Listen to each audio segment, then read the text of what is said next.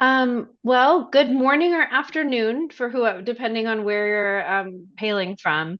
I'm Nilo Azad. I'm a GI medical oncologist here at Johns Hopkins, and I'm really happy to be here today to help moderate just really this conversation with two premier superstars in our world, Dr. Shroff and Maithel. And of course, Dr. Vale is going to be co-moderating with me. And so I'm gonna just pass it over to these three folks to introduce themselves. I almost feel like Dr. Valet doesn't need any introduction as the CMO and who he is, but one maybe you next. Yeah, let's quickly say hello to everybody. So I'm Juan Vale. I'm the Chief Medical Officer of the Cholangiocarcinoma Foundation. It's been a real honor to be part of this community for quite a long time. And with that, I'd like to hand over to Dr. Shroff to say hello. Hello, I'm Rachna Shroff. I am a GI medical oncologist at the University of Arizona Cancer Center and also feel very privileged to be part of the cholangiocarcinoma community for many years, working with all of these esteemed colleagues of mine. Thanks, And Rachna. maybe for today, it would be great to also tell your official title so that people can kind of see how you've moved along. And I think it'll be useful for the The whole conversation. thing, The Rachna. whole thing, like all the, yes.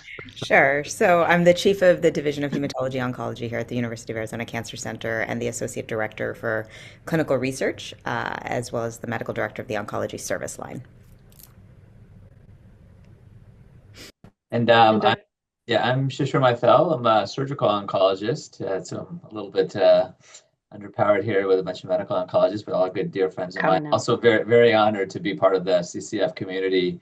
It's been just an incredible personal journey, but just a more, again, the more I have learned from the community and my colleagues on the call has really just been incredible for me personally. And then so just some official titles. I'm the chief of surgical oncology at Northwestern, also the chief surgical officer of the Lurie Comprehensive Cancer Center here.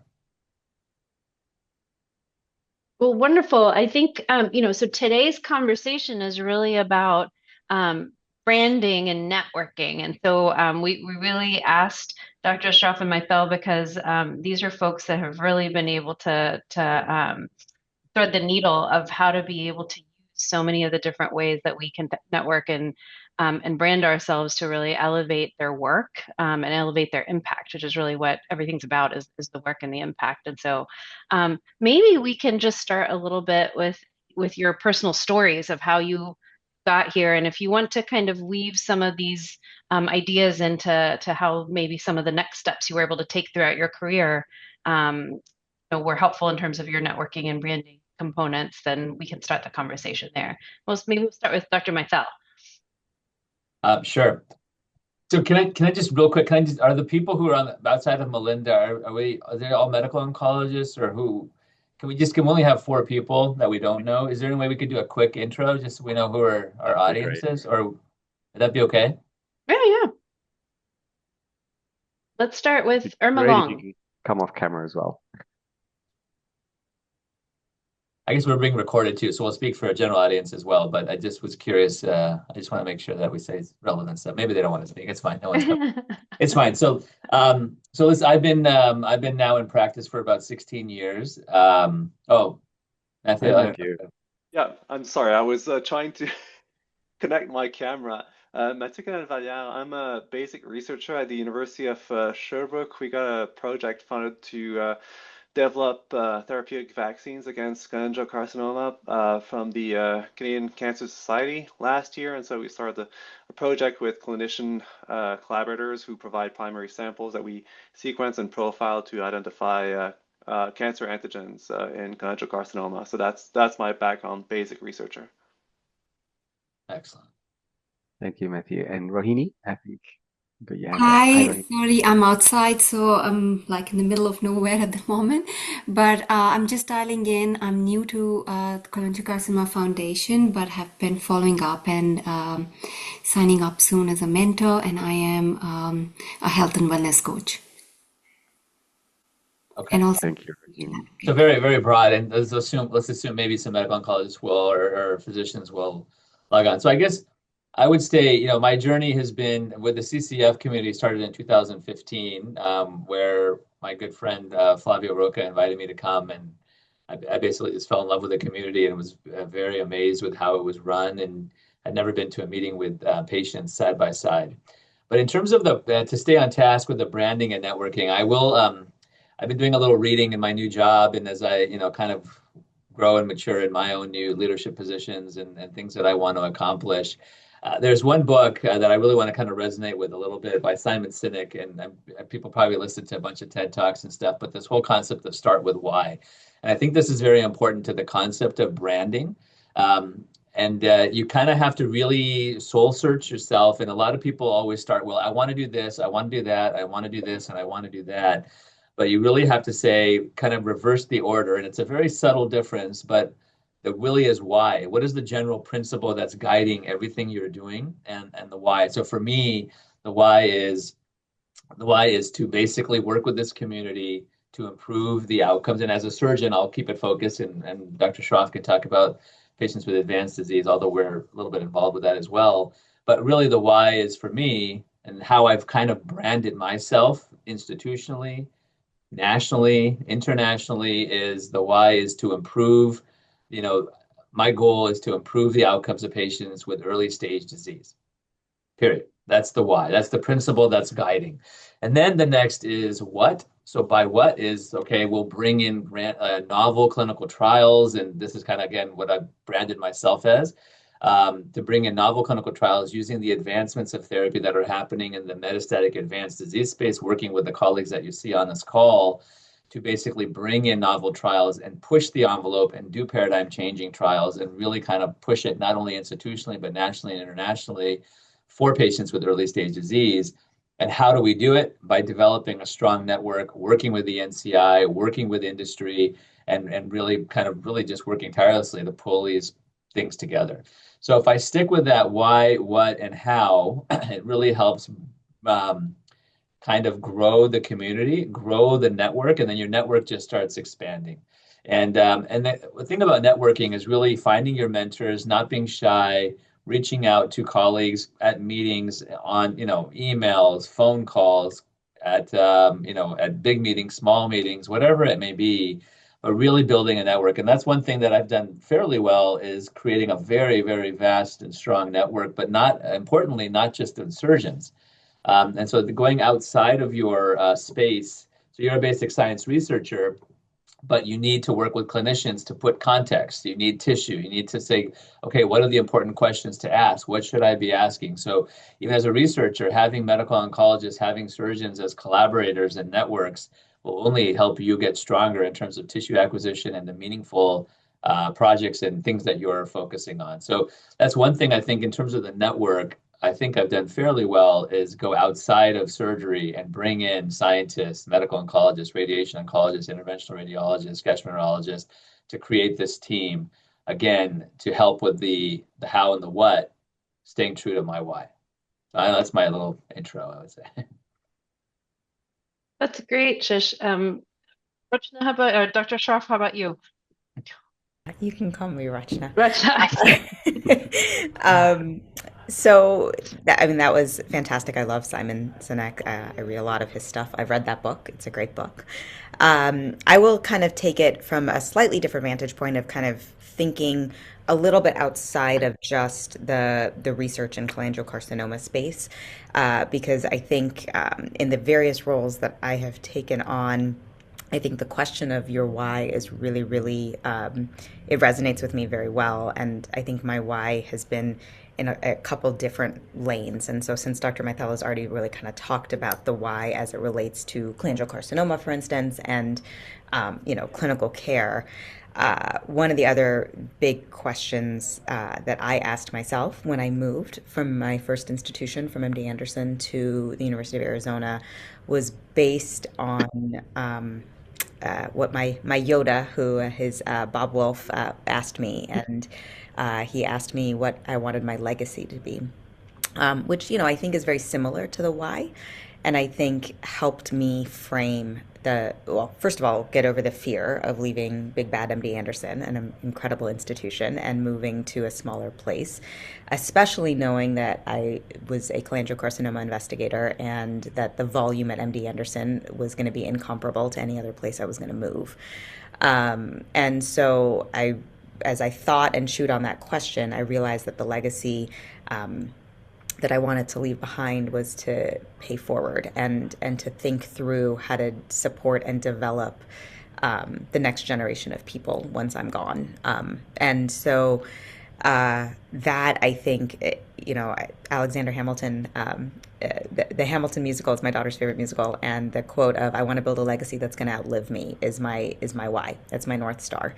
And I think that works in my clinical day-to-day clinical research hat that I wear in terms of creating a clinical research program that is sustainable without me. I say all the time, I am not successful unless something exists even when Shroff leaves.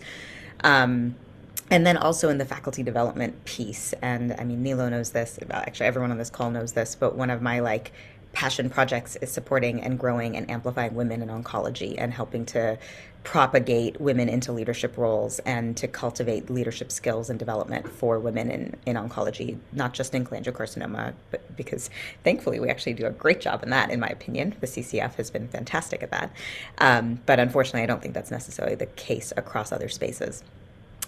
So for me, branding, I feel like historically has had almost like a negative connotation. It's like, you're an onco celebrity and there's all these people that are really active on social media, and it almost gets tied to kind of this negative thing. But I think, to Shishir's point, I think if you really think of it as what is your why, what is your legacy, and how do you want to create an arc and a career and make intentional choices in terms of your career as well as the things that you do in say clinical research and clinical care, if you tie that all around that legacy, I think that's really key.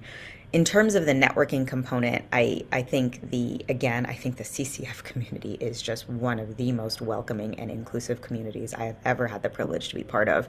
And if I could replicate that model across other spaces, I absolutely would. But I'm not Stacy Lindsay. But I think the honest truth is that if you think about legacy as something of sustainability and something bigger than the you and great, more about the we, I think you can be really intentional in terms of networking. And so, I think of networking as going to meetings and following around my mentors, and now taking my mentees around to meet with industry and pharma for clinical trials. But I also think of it as meeting all of these people on this call after hours at a restaurant for dinner, for us to kind of continue engagement and conversation, because sometimes it's really in those informal settings where some really great ideas come about, and opportunities. The opportunities that I've had in terms of leadership have come not necessarily from, being interviewed at a GIASCO meeting, but really from conversations with Dr. Azad saying, "Hey, did you think about this opportunity? Would you be interested? Would you like me to put your name in for this opportunity?" And vice versa. And so I think networking is as much as people. I'm an extrovert, so it's like something I love to do. But even getting out of your comfort zone, if you're not necessarily as extroverted and in your face as I can be, I think is really critical. Not necessarily for the popularity component of it, but really to recognize all of the opportunities that could be open, and doors that could be opened, by just making yourself have those conversations with people. Yeah. So go ahead. Go ahead. I was just going to say, if you're thinking about some of the early career folk who maybe don't have that extrovert gene that you have, Rachna, how can you think back to the days where you felt a little bit on the outside, and how did you make that step to become more on the inside? So I think we've all had that situation. We were all a little bit uncomfortable in in a completely new setting or a room full of strangers. So just talk through how you went from being on the outside to feeling a little bit more, I'm now included in this community. Yeah, no, I think that's a great question. I mean, I think this is where kind of latching on or leveraging your mentors is really helpful, right? I mean, my first mentor, Jim Abruzzi, is the exact opposite of me. He's not very extroverted. He's actually a very quiet, reserved, thoughtful man, but he was kind enough to just, for the first few years that I was in a junior faculty, to basically include me on all of his meetings, and just introduce me to people. And I think that once you start to do that, then you start to find your own voice and you get to find your own rhythm of how you would like to continue to do that. But, and I mean, I agree with what Shishir said. I mean, I think mentors should not necessarily just because I'm med onc doesn't mean that like I would only do that with medical oncologists. I mean, I feel like I've met so many people in the surgery world because of Flavio and Shishir, right? And so you kind of rely on other people to help you feel and get comfortable. At least that was my experience to share. I don't know if you felt differently. No, I agree. I mean, when I was a resident, I didn't have that mentorship and sponsorship. I think that's the key is, mentors can help you, but sponsors are key in terms of what you're describing, Juan, in terms of helping you network and getting out there and putting you in positions where you can actually meet people. And early on, when I was a resident, I didn't have that sponsor, and I did it on my own, and it was very uncomfortable and get kind of, one of my residents from Northwestern is actually on the call, and as a third year resident, I would go up to, big leaders and introduce myself and get completely blown off. And you'd feel about a centimeter big and you'd walk away and you're like, oh my God. But I came back the next year and did it again. And by year three, they're like, oh, hey, how are you? So it just takes time. The key, I think, is finding good sponsors. I'll just tell you from my own personal, having gone through that experience, I vowed to myself that if I were ever in a position to introduce people and to not be, I would never, one, treat people like that, and two, I would always help younger people. And so that's why this group knows I always traveled, 2, 3 residents deep for the last 15 years. I've always had younger people and junior faculty with me. And now if I get stopped by someone, I always stop and talk and meet them and shake their hand. And I never make anyone feel like that because it doesn't feel good. But it's hard. It's hard. It's intimidating. But that's again reaching out and finding those sponsors that will help you. And it's not easy. I just want to glom onto that as well, especially the part about it taking time, and potentially taking more time based on the kind of work you do and what institution that you work at, and so sometimes what we end up doing is kind of comparing ourselves to other folks that are at the same juncture in our career, but they may be coming from different institutions that have a little more of a presence in whatever we're doing. They may have great sponsors early in their career. And so that can really help elevate people's careers. And I will say for myself, I struggled with that when I started in GI. I didn't train in GI oncology. I trained actually in ovarian cancer. And it took me many years while I was watching compatriots that were, I think, getting some of the things that come with having good contacts. But it was a lot of that, like doing it over and over, talking to people, and also get a feeling when you talk to people, whether they are, even if they don't know you very well. Like when Shishir, when you were introducing yourself to 5 different chairs, probably one of those you got a feeling that like that person is someone who might be worth coming back around to. And trust your gut when you meet people that you think that would be are going to be people that will be helpful on your journey, and then keep more in touch with them. Reach out to them. Again, luckily through now we've got email and these other ways where we can reach out to people. You don't have to wait till you're at a meeting. You can stay in touch with them. But I think that those kind of soft skills of recognizing who are the people, who are the Shishirs and the Rachnas of the world that will really help you, can be very helpful. In cholangio, I'm going to just say it's easier. If you come up to almost anyone who's in cholangio leadership across the country and talk and are engaged, you're going to find opportunities. But not everyone here is only going to work in cholangio. So I think those lessons are important if you're working in other tumor types as well. Yeah, the other thing I was just quickly going to add to Shishir's comment is, I mean, you highlighted the perseverance in the absence of having a sponsor.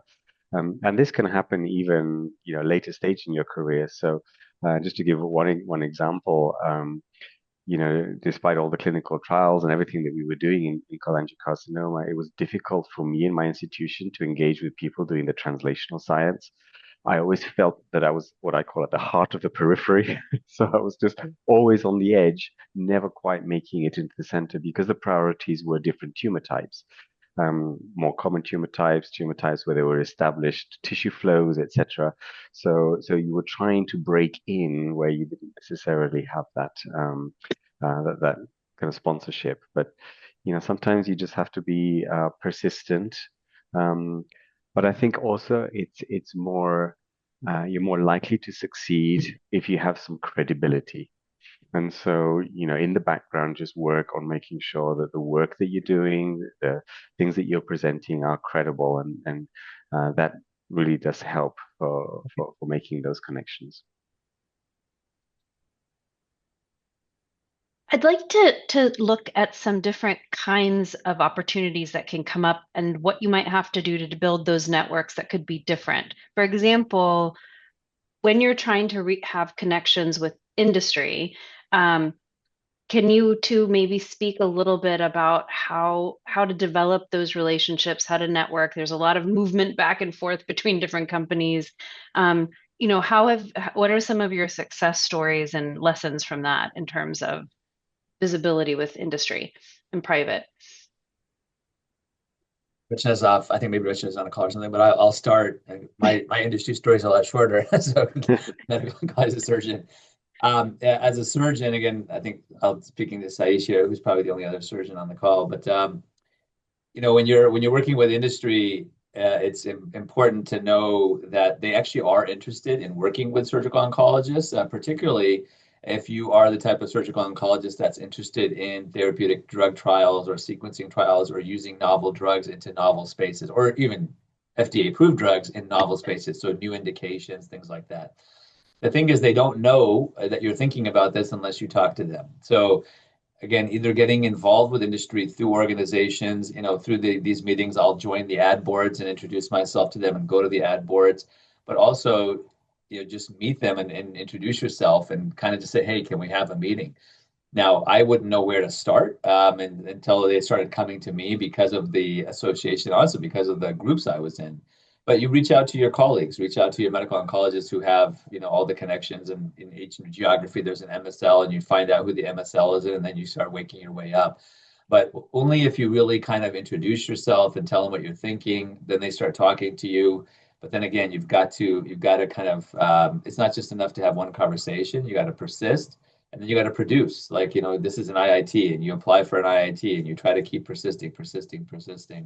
And once you have one relationship and you start working with them, then it just starts snowballing. So as a surgeon, it's a little bit less from an industry standpoint, but not only just drug trials, there's device trials and things like that we can still work with industry partners. But I'm sure Rachna has a lot more to say about industry. I'm so sorry. Nilo knows this, but my nurse is out, and so I'm having some patient stuff going on. I apologize. What was the question?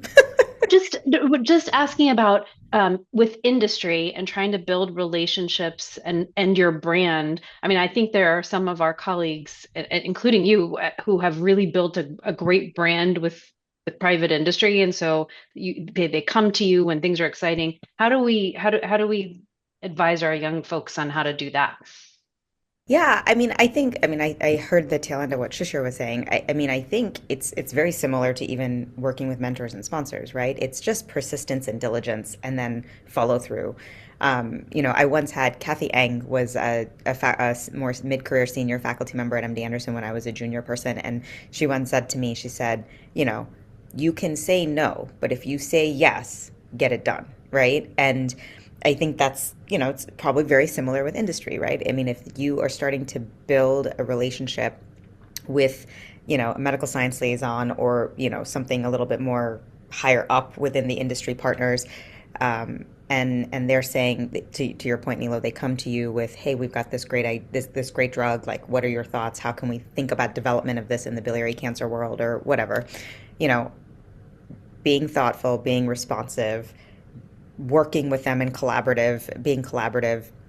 I think those types of things get noticed. And I will say, like, the one thing I realized just actually this last meeting, GISCO, is just like it's a really small GI oncology world. Like I jokingly tell my junior faculty, I'm like, just so you know, everyone knows each other. So, don't do anything behind my back. Like I jokingly say that. But at the end of the day, right? Like we all know each other. And it's actually very similar in industry in the sense that like people are moving. And so, if somebody is working at, say, AstraZeneca and you have a good relationship with them and then they move over to, you know, uh, Pfizer, that relationship carries over. So if it's a good relationship, that relationship goes over to that company with them. And I think it's important to remember that. So again, like thinking through how you present yourself and how you not just brand yourself, but how diligent and responsive you are carries forward even as people move through other industry jobs and move up the industry ladder, right? And so I think that's really important to recognize. Just like in academia, we all know each other. We all hopefully take care of each other and look out for each other and open doors for each other. And the same thing will happen on the industry side as long as you maintain that good relationship with them. Just a couple of additional comments. The one thing that really helped me have conversations with industry is just remembering one thing. Industry has no patience, and they need patience. So in fact, industry needs to work with us. So very often we're kind of, because big industry, how am I going to talk to them? They're not going to want to hear from me. But just remember, they have no patience. And so when you're then having that conversation with them, it's offering them a solution, hopefully, that you both can then meet in the middle as to, how to work with a problem of bringing a new treatment to patients. And the second thing that I learned quite early on was you're very often contacted by industry, particularly when they're interested in marketing. And it's very easy to say, I'm not interested. But again, it's about changing the mindset. I'd love to meet the marketing person because they can introduce me to the MSL, the medical science liaison. So use that opportunity, not because you want to hear about all marketing, but just using that as a bridge to then connecting with the right people that you do want to talk to. I'll jump in on that and say that I think and there are some different philosophies on this, but I feel like I give a lot of uncompensated time to companies in service of my why, right? So when I know that I have a drug that is exciting and I want access to it, I very early in their development plan, years sometimes before they're going to release that drug to investigators, start developing a relationship by giving them basically free services, helping them understand how to use their drug better, giving advice that sometimes most often is not compensated. It's just advice. It's reading their protocols and being a good partner to them so that by the time that they are really ready to start thinking about doing the kind of research I'm interested in, I have that credibility that Juan was talking about earlier with them. The second thing is, depending on the company, pharmaceutical companies are huge. And you can spend a lot of time talking to the wrong people. And so that's the other thing, is that, try to understand who is the decision maker. And sometimes the exact same title at AbbVie is not a decision maker, but at BMS they are.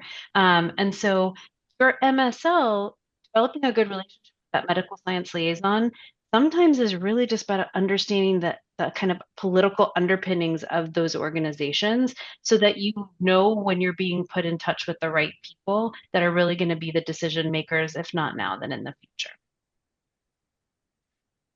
Yeah, and that can even be a challenge now, right, Nilo, and everybody knowing who the right person is that we're talking to. And sometimes it takes a little time to work out you've been talking to the wrong person. um, yeah. Maybe I can ask Dr. Shroff to comment on, to start with some comments on professional organization. So, Dr. Shroff very effectively has been in substantial leadership at ASCO, and I know that Dr. Maithel, the same thing is true in the surgical oncology professional societies. So, how does one develop those relationships. And I would say specifically if you don't already have sponsors that are going to put you forward in that organization. Yeah, I think that's a great question. And I will tell you, I think there are probably, even for not being, if you think you don't have sponsors, there are sponsors out there that will absolutely sponsor you. So for the first thing I would say is keep seeking them out. I jokingly say that ASCO, it's like you don't really know how to get your foot in the door, but then like once you get your foot in the door, then your foot is like firmly planted in the door, and then you actually have the ability to sponsor and support and advocate for other people. ASCO for me has been the professional society, outside of things that are my career specific, like Cholangio Foundation, has been the organization that I think has been the most rewarding for me. And I think, again, it goes back to like the legacy and why component. I just really believe in everything that ASCO stands for and what it tries to do. Um, and truth be told, just like Shishir said, in my junior faculty phase, I did not have anybody mentoring and sponsoring me to get into ASCO. And some of it is, the politics of these organizations, right? I was at MD Anderson, and ASCO is very mindful of saying, well, we have a lot of Anderson people on committees. We have a lot of MSK people on committees, which, to their credit, I think is wonderful, right? They try to make sure that they're serving and have a diverse membership and representation in their committees and in their organization. But it worked against me because I was at MD Anderson. So weirdly enough, when I came to a smaller institution, to the University of Arizona, all of a sudden all these doors opened for me. And it was actually a surgical oncologist who sponsored me, not a medical oncologist, to get into ASCO, Matt Katz. And, he put my name forward for one committee. And then it really goes back to what I was saying earlier. And I did good work, I hope, on that committee, right? And it was like the scientific committee. I mean, it was like reviewing 600 abstracts, which is painful. But at the same time, when we met at ASCO headquarters, I tried to use my voice, which I will be honest, I know it's hard to believe for those of you on this call, but there was a point in time where it was hard for me to find my voice. And so I tried to kind of just be really prepared to make comments on critical abstracts as it related to selecting the oral abstract presentations.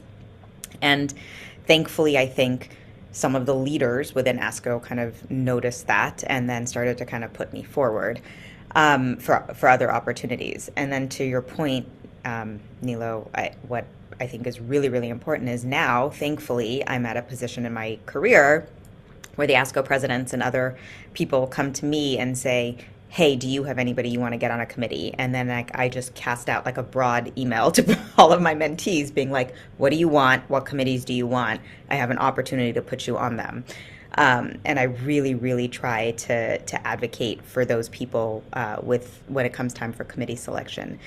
But I think the main thing is really, again, just knowing what the responsibilities are within the niche that you're in within the organization, and being timely, like for things like ASCO, meeting the abstract review deadline is really critical, right? So like knowing what those timely expectations are, and then being able to offer your expertise in whatever space that is. And then trying new things also. I would say ASCO has three big pillars, right? They have professional development, they have clinical care and research, and then they have advocacy. And I have not done much in the advocacy space, and I don't really know much about it when it comes to what the Political Action Committee and all the other things that ASCO does. And so I'm trying to learn about those things so that I can really understand all of the pillars of the organization, and trying to kind of find mentors in that space. So again, I think it all kind of goes back to really thinking through how to be aware of what the organization is looking for, and to show up for it. Yeah, and I guess I ditto everything she said. I think when you think about committees, you always want to be active. There's so many people who just kind of join a committee or a committee member. It's a line on your CV, and nothing, you don't really contribute anything. And they often say with committees, 10% of people do 90% of the work. Same thing when you're in leadership.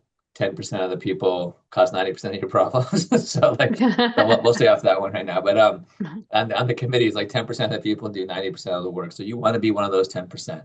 You want to contribute. You want to volunteer. And again, if you're going to join the committee, get it done. Like, don't just be a member for the sake of being a member. And I think once you start doing that, then the success begets success, and people see you're interested and they start reaching out. So when they're looking for the next person on a committee, they're like, oh, that person was involved. Why don't we ask them? And that's how I kind of work through, surgical communities and committees on different organizations and rose to program chair. And, we'll see where things go from there in different societies.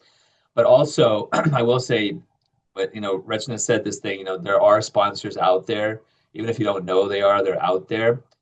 That's very, very true because you actually don't even know when things will come back. Life is very short and you meet people and then 10 years later, things kind of come back full circle. So it works both ways. Always be interested in develop those relationships, but also be careful like what relationships you burn because it comes back in 10, 12 years and can actually hurt you. And I'll give you a personal example in terms of my, I mentioned at the beginning of this call how I'm very integrated in the medical oncology world as well through ASCO and ASCO GI. And the person who really did that for me was someone named Mitch Posner, who was, he's a surgical oncologist at the University of Chicago and went on to be SSO president. But I met him when I was a third-year medical student. And whatever impression I made as a third-year medical student with Mitch and with Fabrizio Michelasi, who's also a surgical oncologist in that chair at Cornell, it stuck. But I made the effort to maintain relationship with them. I would occasionally send them an email as a resident saying, "Hey, just wanted to say hello. Thank you again. This is what I'm doing." At meetings, I would go find them and say hello. So I was a third-year medical student in 1998 when I first met Mitch, and then in 2000, maybe 13. So fast forward 15 years, I'm walking down the hall at a meeting. I had never been to ASCO GI once in my life, and Mitch was the incoming president for the SSO, and I'm just walking by him, and he taps me on the chest, and he's like, "Hey," I'm like, "Hey," he's like, "I put you on the ASCO GI program committee," and he walks away. He's okay, and I'm like, "Okay." Never been to ASCO GI in my life, but I was now SSO representative for ASCO GI. And I was like, okay. And so I got on the committee, learned about it, started getting involved. And then I went on to chair the meeting in 2019. And again, so that sponsorship that started when I was a medical student and never would have expected that would have been. And, Mitch and I had dinner about 6 months ago. So we're still friends. So pay attention to things like that. But when you're given the opportunity, you got to put your work in and show yourself. And then it just keeps kind of progressing along that way. That's great. Maybe we can just pivot to clinical trials. I think one of the things that we all have in common is, trying to move the dial by delivering on practice-changing clinical trials. And I know you both are amazing at getting people together, collaborating, setting up a network for clinical trials. So outside of industry-sponsored studies, so this is more kind of academic studies. Just talk us through, how as an early career researcher, you're able to start putting a network together of people who can believe in your trial, help deliver your trial. And I guess as a correlate, particularly because Matthew's on the line, how do you then build in some of those additional things that we now see as added value of the translational work within clinical trials? Rachna, you want to start or? I feel like your optic story is and NeoGap and all of those are really great examples, Shish. So I would start with those. Sure. Again, I think it kind of comes back to what I said at the beginning. It's you have to show passion for it, right? And perseverance for it. So why do I want to do it? And I was very outspoken, at every meeting I went to in terms of what I thought we needed to do for patients with early stage disease, bringing advanced chemotherapy regimens, bringing immunotherapy, NGS, targeted therapy. The key, I think, with clinical trials, it's all about people. You cannot succeed with clinical trials unless you have people support.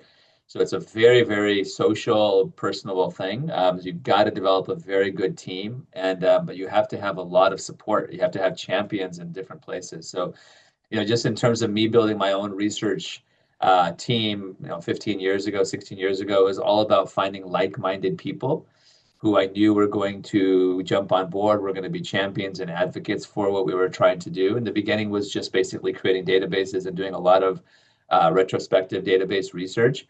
And I did that in order to basically create a brand name, back to the title of this thing, creating a brand name, because I knew when I applied for my first job, they asked me what my 10-year plan was, and I kind of gave my 1, 3, 5 year, and I said by 10-year I'm going to lead national clinical trials. As a fellow, I said that, and I basically had a plan of how I was going to do that, and I did it actually on year 10. But I did it because I followed my plan, I worked hard, created that network, and I knew I can't go to the NCI as a nobody and basically say, here, I'm here to run clinical trials. So I started creating this network and publishing and publishing and publishing. So then once you go there, you have some sort of brand, right? So I had to create a brand to do clinical trials. And that's the truth about clinical trials. And, industry, when they reach out for leaders of trials, they reach out for the brand, the person and the institution that person's associated with. That's the truth. And there's been lots of work to try to change that and give other people opportunities and all that. But right now, industry is very, very brand heavy. And so I think that's the key, finding like-minded people, collaborating, creating a source of creating a team that people feel that they're equitable, where you're not just hogging all the credit. You're not again, when we did these retrospective studies, they were all coming to me and I wasn't writing all of them. We equally distributed all of the work and equally distributed the first authorship and the last authorship, and everyone kept gaining. And that's how we did 10 of them, because people enjoyed the process and they just kept coming back because everyone was growing from it. Same thing, then when you go to the clinical trials, everyone has a piece. You have a first author, you have a last author, but you have a co-chair, you have, co-investigators, you have collaborators in the sciences. All of that really just helps build it. But the key is really, it's almost like you got to be a used car salesman for your idea and say, look, this is what we need to do. This is the next target. This is the next thing. You get people, it's like a cheerleader, you get people on board, and then you go. And then all the logistics of getting money and funding and all of that, that's a whole nother ball of wax to deal with. But I think that's how you get people on board. And then you got to finish it, and it's not enough to get the trial started. Getting the trial finished is the hard part. And published and written up, which can sometimes be Published. a huge part of the delay. And then you really don't get credit for the work until you report it, and until Right. you report it. Yeah, and I would just also add, right? I mean, what Shishir is saying is, I mean, you have to be willing to take like the 7 rejections before the one yes, and I mean, I tell that to my mentees all the time. It's like throwing darts at a dartboard and seeing what sticks, like you have to be doggedly determined and believe in your idea and your concept and recognize that maybe the first 3 places that you go are not going to be able to support moving that concept forward in whatever way, whether that be funding or just mechanism and things like that. And, I mean, I love to tell the story of Gap, where I mean everybody was like, this is not sexy, this is not interesting, and I was like, I don't care, it's an important question. Like I get that it's not some hot new drug, it's not some novel targeted drug, but at the same time, like, shouldn't we answer this question? And so I mean, it makes you feel not so great when people are like, this is not sexy, this is not interesting, but you just keep persevering and you keep pushing through. And if it's a negative study, it's a negative study, but it's still an important study to answer. And the other thing, just going back to Juan's point about collaborators in translational science, I think the cholangiocarcinoma community does this beautifully because we have, incredibly smart people like Nilo and Shishir and Juan that are like pioneering these trials. But, we need our translational and basic science investigators to help us think through how to get the maximum information out of a trial. I mean, patients are, yes, they're a resource, but I mean, they're a commodity, right? And if we're putting patients on trials, even with a negative study, we want to learn from the study. And sometimes as like, a clinician, like I can say, well, I just want to know if adding this drug really adds value. But if it doesn't add value, are there people that it did add value to, or are there things that we could have done differently? And this is where, like I said, I think the CCF community is just light years ahead in terms of clinical trial design and how they very smartly build in correlative and translational science and endpoints that I think provide scientific discovery in addition to the clinical impact. And so again, I think it goes back to what Shishir was saying of just making sure you're talking, just because I'm a medical oncologist, like staying in my medical oncology silo does not actually help advance the science. And so this is where you talk to your surgeons and to your other multidisciplinary colleagues, as well as our translational investigators and our basic scientists. And, like I said, I think like Nilo and Juan are perfect examples of, some of the work that they're doing in terms of clinical trials right now that are just really beautifully building in those important points. And it is a little bit about that network. It goes back to the network. Yeah, you're right. And just to quickly add, this thing about being blinkered into what you're doing. Um, One of the challenges that I had in the past was being seen as a clinician that just supplies samples. So for the lab people, you're just seen as the person who sends all the samples. And so we try to bridge that by inviting people from the labs to come to clinic to see the process of me asking a patient when they've had disease progression, when you've broken bad news, and now can we have an extra blood sample? Because that kind of puts it in real focus as to the person at the end of this who's then consenting to give that sample. And I think that it really allowed us then to speak the same language. And we, sometimes we have this wish list of many samples that we want from patients. But, just being able to really understand what's involved in having those conversations with a patient and providing the samples, I think went a long way to just helping to then have a bit of a sense check on making sure that we're being realistic in what we're asking.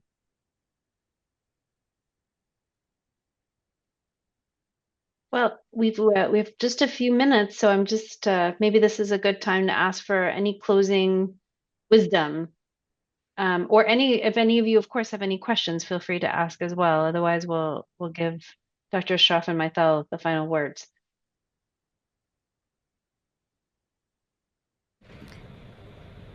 I mean, I guess when it comes just going back specifically to the idea of networking and branding, I get that it's a little bit out of your comfort zone, but just don't be afraid to go up and introduce yourself to people. I think it's a hard thing to do when you don't know somebody. But I used to, when I was like a junior faculty person or even a fellow, there would be these legends of oncology that, like Juan, who I would go up to and I'd be like, "Hi, my name's Rachna Shroff. Like, you don't know me, I know you."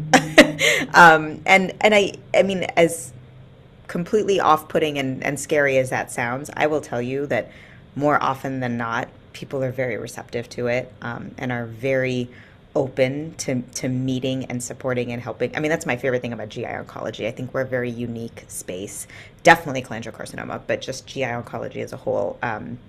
I just think that there's a lot of people who are perfectly happy, even if you look at them as like a rock star or a superstar, like perfectly happy to be approached and have you say, "Hey, I'm new to this and I could really use some help and learn from you."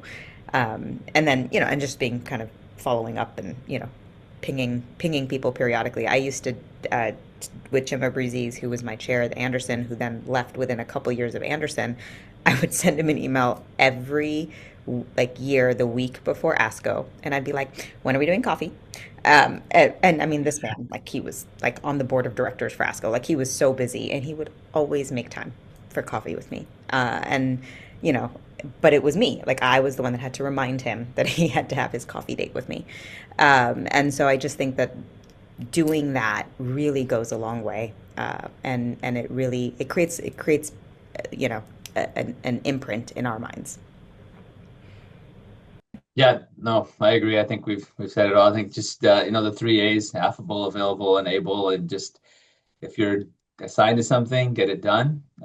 Meet with people, network people, follow up on it, and be kind to them, because you never know when they're going to come back around and remember you in the future. But it's a really fun process. The community is great. The community is actually smaller than you think, whether it's in cholangio or anything, and whatever. You can just got to find your team. It's all about finding your right team. But always keep your inner goal and keep true to that, and just keep fighting. It'll keep morphing every 6 months. Think about okay, am I still at my why? What's my why now? Every 6 months, readdress and then figure out how the what and how make the why happen. And I love that book for some reason. I don't know why. It's really good. I want to thank the two of you again. I know you're extraordinarily busy, and I think it says something about the two of you and and our community that you make time to do these kinds of things. And I hope that everyone here today and anyone listening on video, watching this after the fact, find it as helpful as I did. So always There's learn a something from question. you guys. Oh, there's a I will, question.